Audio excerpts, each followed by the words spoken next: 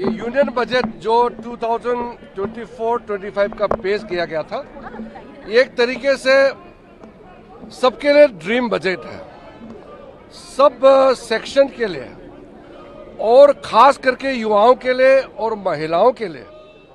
इससे जो infrastructure, record number infrastructure का जो एलोकेशन हुआ है, कैपिटल एक्सपेंडिचर का 11 लाख करोड़ से भी ज्यादा कैपिटल एक्सपेंडिचर, ये ऐतिहासिक है।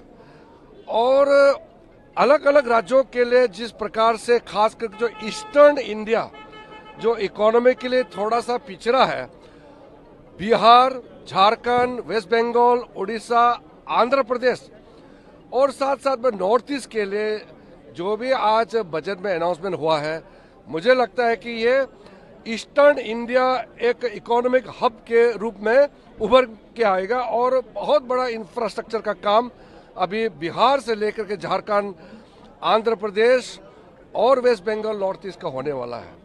और विशेष रूप से जो स्किलिंग के लिए और एम्प्लॉयमेंट जनरेशन के लिए जो अनाउंसमेंट हुआ है वो ऐतिहासिक है। और जितने कार्यक्रम चलाने वाले हैं और युवाओं के लिए रोजगार इससे उत्पन्न होने वाला है, ये देश का आत्मनिर्भरता के लिए बहुत बड़ा योगदान होने वाले हैं। साथ साथ में महिलाओं को अलग से जो स्कीम सपोर्ट देने का जो प्रावधान रखा है, ये बहुत ही सराहनीय है।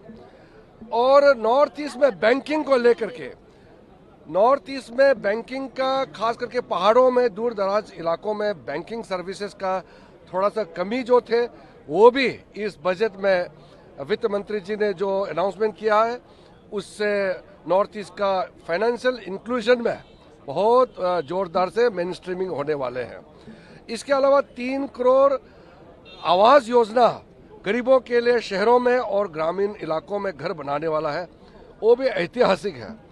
और फिर मुझे लगता है कि प्रधानमंत्री जी का जो सपना है कि 2047 तक भारत को विकसित राष्ट्र बनाना है, इसका बहुत बड़ा शुरुआत आज के इस बजट में झलकता है।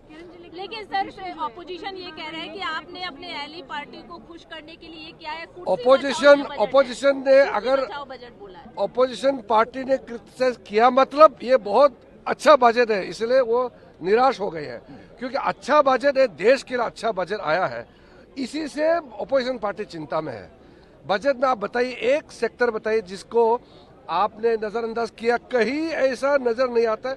हर एक सेक्टर के लिए इस बजट में प्रावधान रखा है। खास करके ये ग्रोथ ओरिएंटेड बजट है, सब लोगों के लिए एक ड्रीम बजट है।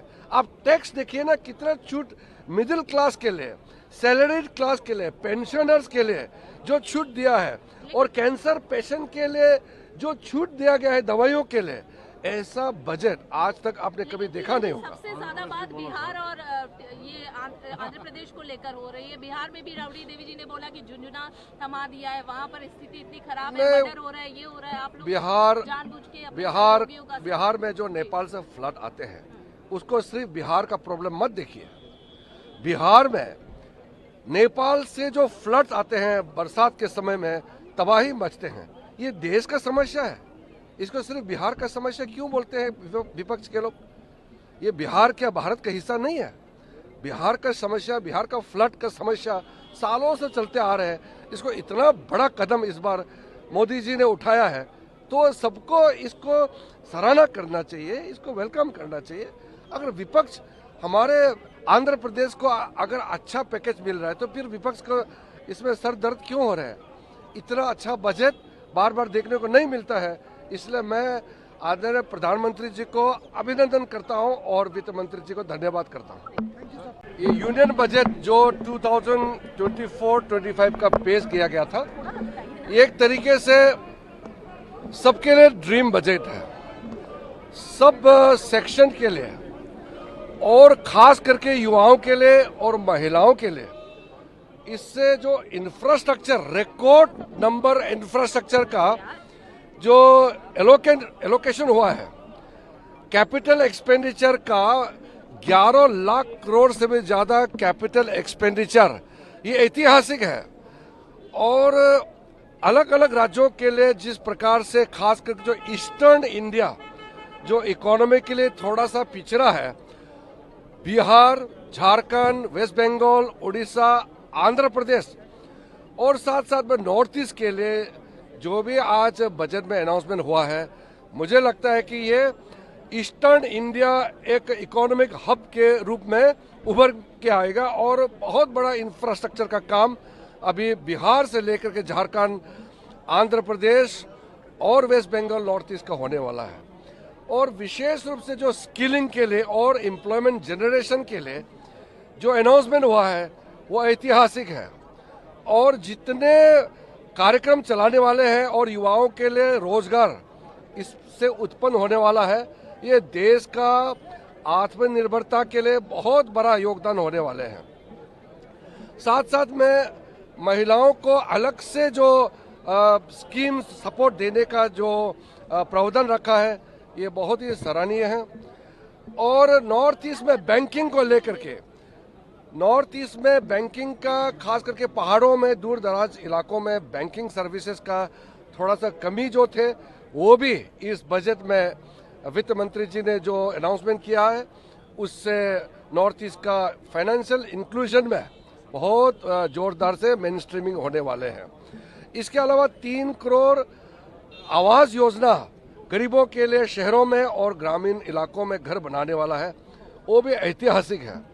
और फिर मुझे लगता है कि प्रधानमंत्री जी का जो सपना है कि 2047 तक भारत को विकसित राष्ट्र बनाना है, इसका बहुत बड़ा शुरुआत आज के इस बजट में झलकता है।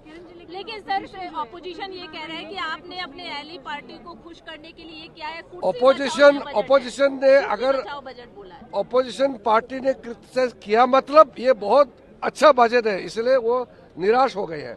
क्योंकि अच्छा बजट है, देश के लिए अच्छा बजट आया है, इसी से ऑपोजिशन पार्टी चिंता में है।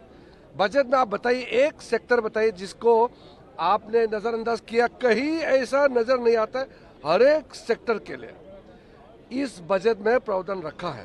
खास करके ये ग्रोथ ओरिएंटेड बजट है, सब लोगों के लिए एक ड्रीम बजट है।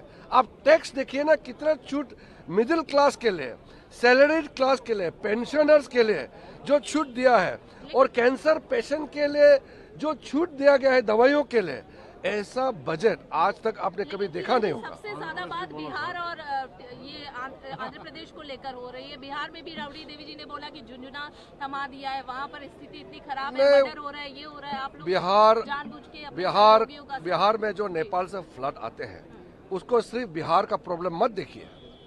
बिहार में नेपाल से जो फ्लड्स आते हैं बरसात के समय में, तबाही मचते हैं, ये देश का समस्या है। इसको सिर्फ बिहार का समस्या क्यों बोलते हैं विपक्ष के लोग? ये बिहार क्या भारत का हिस्सा नहीं है? बिहार का समस्या, बिहार का फ्लड का समस्या सालों से चलते आ रहे हैं। इसको इतना बड़ा कदम इस बार मोदी जी ने उठाया है, तो सबको इसको सराहना करना चाहिए, इसको वेलकम करना चाहिए।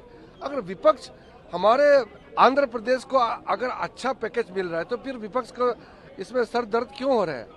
इतना अच्छा बजट बार बार देखने को नहीं मिलता है। इसलिए मैं आदरणीय प्रधानमंत्री जी को अभिनंदन करता हूं और वित्त मंत्री जी को धन्यवाद करता हूं।